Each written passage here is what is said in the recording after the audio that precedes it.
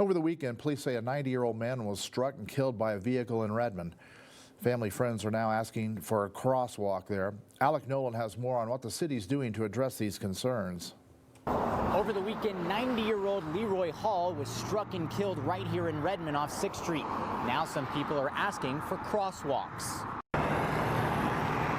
As Leroy Hall attempted to cross Northwest 6th Street in Redmond on November 21st, police say he was struck and killed by 19-year-old Anthony Vasquez.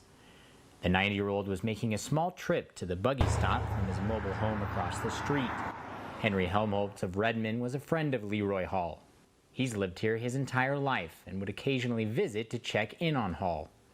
But with the death of his family friend, he's now raising his concern with this stretch of road more than ever.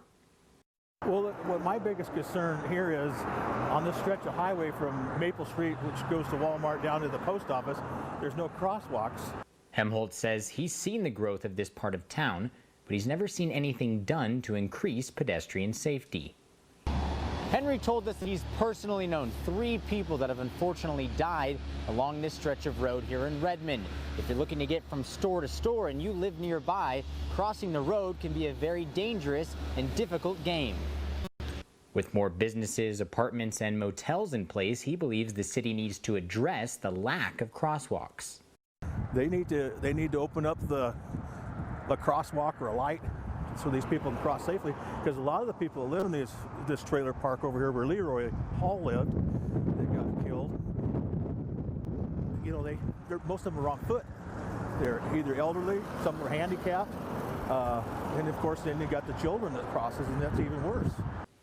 We spoke with Redmond City Engineer Mike Cacavano to see if the city plans on doing anything to address this concern. We do have plans to make this a more pedestrian accessible area. We've got a couple of projects on the books.